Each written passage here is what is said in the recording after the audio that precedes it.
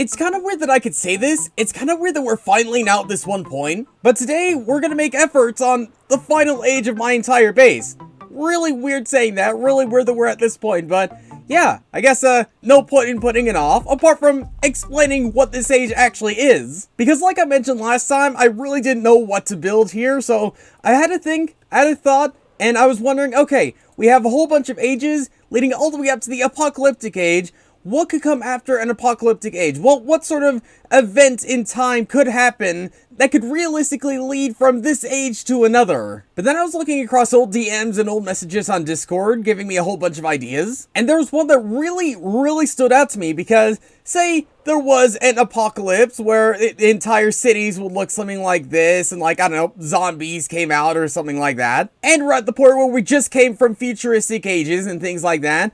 What would come after this? Well, I would imagine that if we have technology and things like that in the far future, we might have that technology to, I don't know, leave the planet or something like that. So I guess this entire age is going to be pretty much a space age, where we're at the point where we've given up on Earth. There's literally no coming back from this, and we have to leave the planet going someplace else. And I don't know literally every single detail to what I want to do there, but I at least have a few general and rough ideas as to what I want to do. And the first main thing is actually going to be the platform, and instead of doing like terraining or anything like that, I'd imagine like a space age would be pretty, you know, non-terrain like everything is built to be efficient rather than looking good, and I think something like that I could probably do here. One of which being this ring we actually built months and months ago. I'm actually going to incorporate into the design itself. Also, even though in my mind this isn't going to be about fashion, we can still try making it look good, at least somewhat. That's the hope at least. Well, I mean, it's definitely not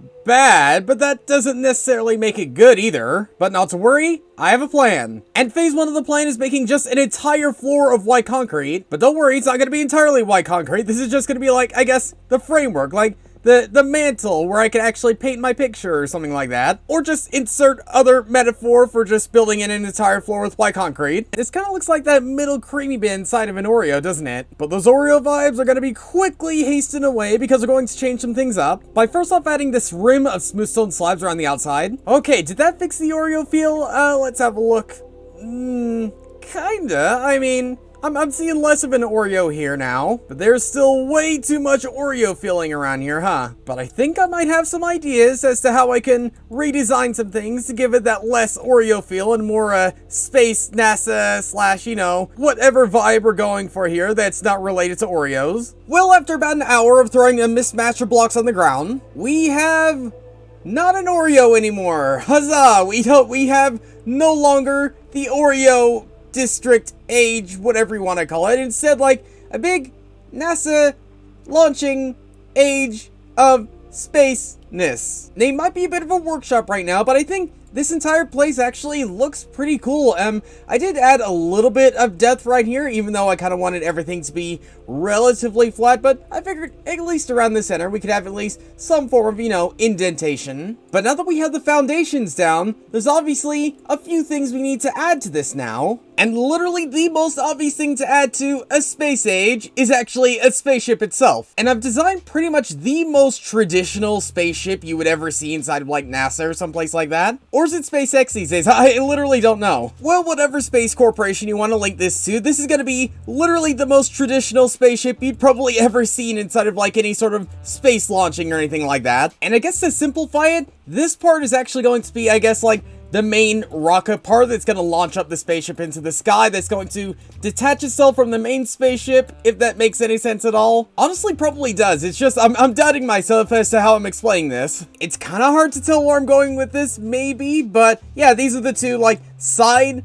rockets, I think, and then there's the one big, like, orange rocket at the back. So I guess any space geniuses out there who actually knows how this stuff actually works, what are the points of these two, like, big white rocket missile things on the side? Like, I get the middle one, it actually helps to get into space, but the other ones, I'm not so sure. I guess until I know for sure, I'm just gonna assume that these are just there for flair, for the audience watching when they launch up into space. You know, that's probably actually why they're here. Like, there's no practical use for these things, probably. I mean, they certainly don't help you propel into space, probably, and help you, like, maintain the direct trajectory or something like that. No, that'd be too useful. That'd be too useful for a rocket like this. And after annoying an entire community of rocket and space enthusiasts, the main propulsion rocket that's actually doing all the work here has actually been built up, which means we could actually start working on the rocket itself, which, again, is going to be very standard and very traditional. Which, now that I'm thinking about it,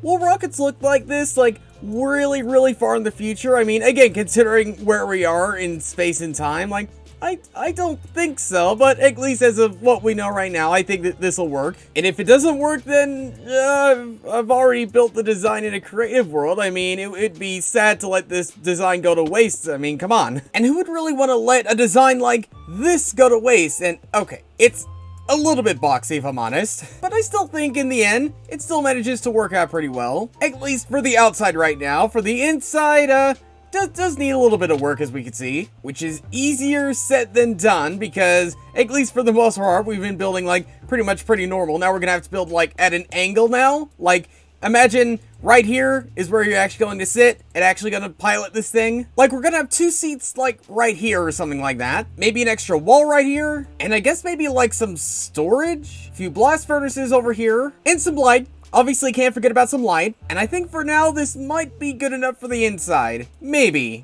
Like, it's so confusing working at this angle, I mean, seriously. It's also really annoying having to go up and down using firework rockets, so might be ideal to add in some stairways or staircases or whatever thing you hook onto a rocket next to it. My space terminology, I mean, seriously, it is non-existent at all with this one age, which is kind of surprising considering what I built last season for my mega base. Speaking of which, does anyone remember where I actually parked that mega spaceship from last season? I think I put the keys to it somewhere in like a bowl somewhere, but I can't remember exactly where I actually parked it. Well, I guess even if we can't find it, we're still setting ourselves up with some pretty good alternatives at least. But I think another thing that, like, I guess a space age would really need is like a command center or something like that. And it doesn't need to be anything extraordinary or extravagant or anything like that. But again, for a space age, it'd feel a little out of place to not have one then. But even with it not being so extravagant, I still can't say that it's necessarily like the best build in the world. I mean, literally, it's just a box. I mean, come on.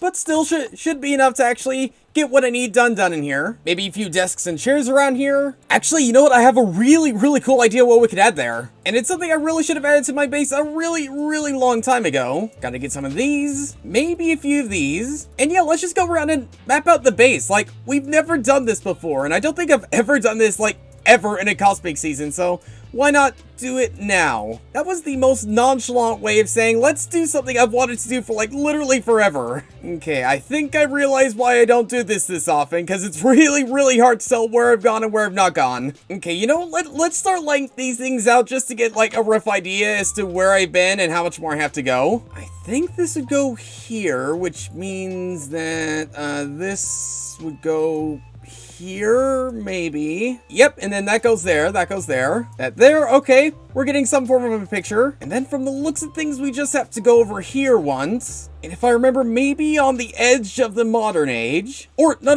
it's like closer into the modern age, like right over here. At least I think, maybe.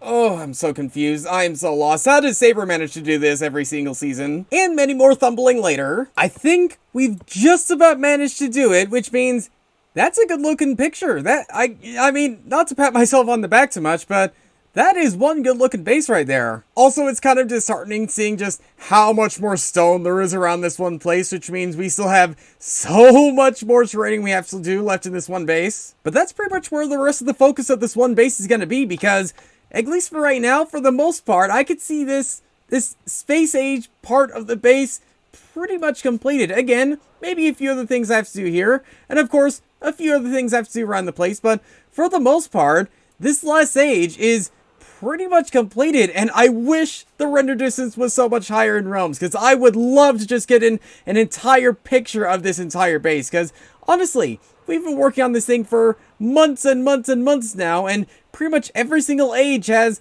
something and something unique inside of it. And I'll probably have plenty more time to gush over this base as we finish it off over the next few episodes. But until then, there's another matter of business I need to attend to, and that's actually all the way over at James's base. And the reason I'm heading over here is because James, from the sounds of things, he wants to finish his base, he wants to get it completed, but he just doesn't really have the motivation to do it right now. So I figured popping over here and at least trying to give him some motivation to finish this thing, because what he has right now, it's really cool, and I'd love to see it finished. So if this boy needs some motivation, then I will try to give him some by the only real way I know how. Okay, that looks like an M. Obviously an O. T-I-V-A-T-I-O-N. Now that is some serious motivation. And if a couple of spelling of motivation doesn't manage to get him the motivation he needs, and I think another thing we could do is actually just spread little bits and pieces of motivation around the place. Stuff on signs like, you got this, or something like that. Don't give up. And I added a whole bunch more motivational signs like that, as well as a whole bunch more motivation across the walls. So hopefully this will be the motivation James needs to actually finish up his base. Like, there's at least some hope now, at least. And you know, this whole helping James thing, it actually got me thinking. Because for a while I've been thinking about what sort of weaponry I could actually use to help those other universes out. Because obviously we have plenty of weaponry and plenty of arsenals around the place, but I just couldn't figure out as to which one I should try and replicate and try to harness. But do you remember a little while ago when Puff actually showed me a huge old nuke he's been hiding? A nuke which, in my hands, could lead to so much good stuff. At least there's the theory, but first things first, I need to figure out how I actually get to his little secret bunker base thing, because I actually didn't see how he actually did it last time. Did he put something in here or take something out? No. And he put something in the furnace or something else in these barrels. How did he do it? How did he do it last time? I don't know. I've been flipping literally everything off I can inside of here and nothing seems to be working, which means I literally don't know how to get to his one bunker place. But I really think that, like, that big old nuke that Puff has could be the key to solving all these problems. I just don't know how to get to it. Actually, there might be a way on doing it, but I really don't want to have to resort to it, so I'll probably think about it in between episodes as to how I could actually get to his little bunker place. But until we manage that, thanks for watching, and I'll see you all later. Still don't understand. Why does he have this? From what I've heard from the other cosmics, last time the world was destroyed by an evil Chris. I remember him from Bane's realm. This couldn't be him again. I thought he was... The others said he fell into the void or something. This is retrospective. I might have to give that a try. See what that is all about.